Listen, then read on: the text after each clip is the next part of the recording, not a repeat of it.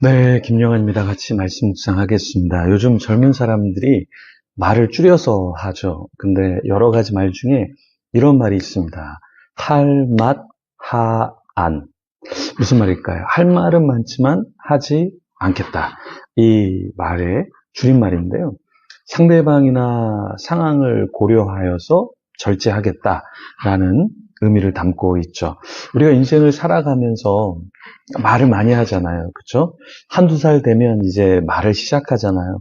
근데 제가 인생을 짧게 살았지만 반세기 이상을 살면서 느끼고 깨우친 건 무엇이냐면 진짜 말은 한 수십 년, 반세기 이상 살아도 제대로 잘 못하는구나. 하고 싶은 말, 해야 할 말이 참 많지만 하지 않는 것, 그 절제가 너무나 어려운 것 같습니다. 요즘에는 젊은 꼰대라는 말이 있어요. 나이 든 사람만 꼰대가 아니라 젊은 사람들 중에서도 어르신에게 혹은 또 동료들에게 마구 절제하지 않고 이야기하는 경우가 있죠. 그런 경우 이제 젊은 꼰대다 이렇게 이야기합니다.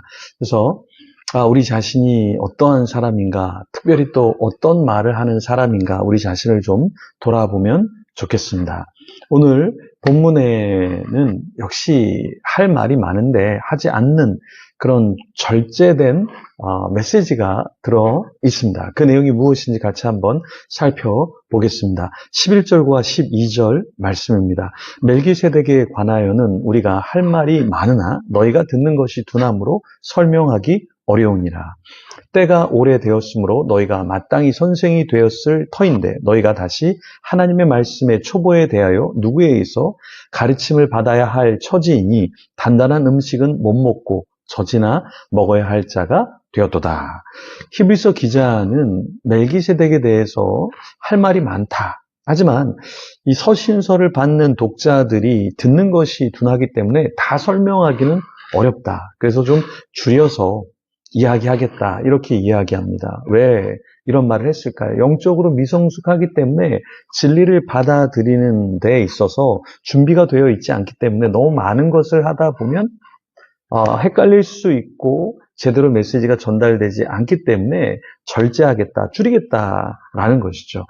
교수가 되면 처음에는 학생들에게 굉장히 많은 것을 주려고 한다고 하죠. 배운 게 많으니까 많은 걸 쏟아내고 싶어 하잖아요. 그런데 학생들은 어떻습니까? 그 수업만 듣는 게 아니라 여러 수업을 듣는데 마치 한 수업이 그 전체 과목인 것처럼 열정적으로 가르쳐주고 또 과제도 많이 내줘서 학생들을 힘들게 하는 경우가 있죠. 이게 처음 초보 교수들의 실수라고 합니다.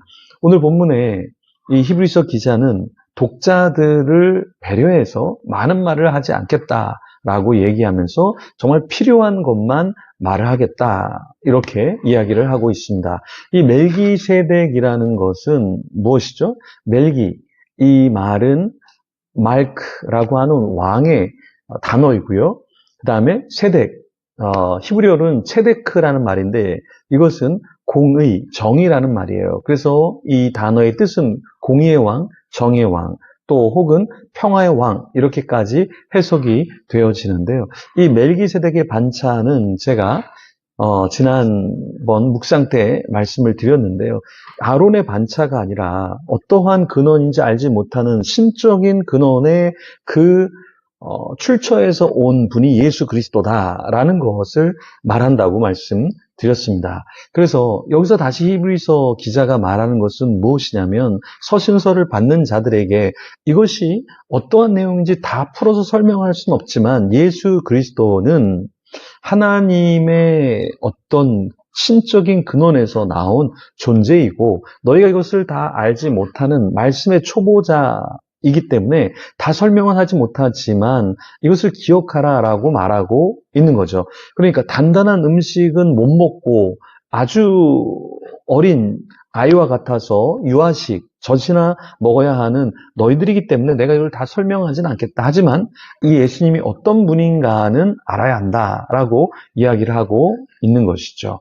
13절과 14절에 이렇게 이야기합니다. 이는 젖을 먹는 자마다 어린아이니 의의 말씀을 경험하지 못한 자요. 단단한 음식은 장성한 자의 것이니 그들은 지각을 사용함으로 연단을 받아 선악을 분별하는 자들이니라. 자, 이 젖을 먹는 자들은 어린아이다. 그래서 말씀을 경험하지 못하고 단단한 어떠한 깊이 있고 복잡한 말씀은 받기 어렵다. 이렇게 이야기했습니다. 그러면 여러분은 어떠한 영적인 상태에 있는 것 같은가요?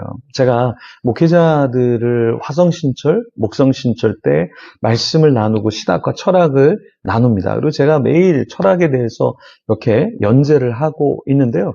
참 많은 사람들이 조금 어려운 책은 어려워서 기피하는 경향이 있어요. 그래서 인문학을 한다라는 사람들도 대부분 보면 그냥 베스트셀러나 어떤 수필이나 어떤 소설 또 그냥 재미난 이야기로 묶여진 책을 인문학 책, 어떤 참 대단한 책이라고 생각을 하는데 그렇지 않죠. 우리가 이 문사철이라는 게 무엇입니까? 문학과 역사와 철학, 그렇죠?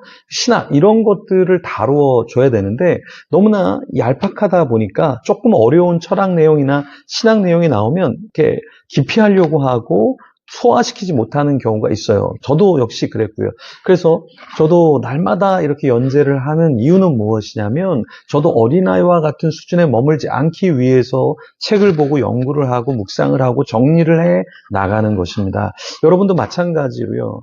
교회 신앙생활은 오래 했지만 어떤 분은 발람에 대해서, 고라에 대해서, 다단에 대해서 전혀 어떤 성경의 인물에 대해서 모르는 분이 있더라고요. 그러니까 몰라도 되지만 조금 유명한 사람은 그래도 좀 알면 좋은데 너무 성경 말씀을 읽지 않고 살다 보니까 이런 경우도 있습니다. 우리가 이런 지경에 빠지지 않도록 우리가 좀 단단한 것도 좀 씹어 먹고 영적으로 더 성숙한 저와 여러분이 되기를 소망합니다. 같이 기도하겠습니다. 하나님, 때론 우리가 하고 싶은 말이 많습니다. 또 해야 할 말이 많이 있는 것 같습니다. 그렇지만 우리가 그것을 줄여서 절제하게 하여 주시고 하나님이 원하시는 것만 전파하게 하여 주시옵소서. 또 우리가 너무 영적으로 어려서 하나님이 말씀하신 바를 알아듣지 못하고 또 성경 말씀을 읽지만 이해하지 못하는 그런 지경에 빠지는 자가 아니라 날마다 성경을 묵상하고 상고하게 하여 주시고 좀 어려운 책도 좀 읽으면서 우리 자신을 성숙시켜 나가는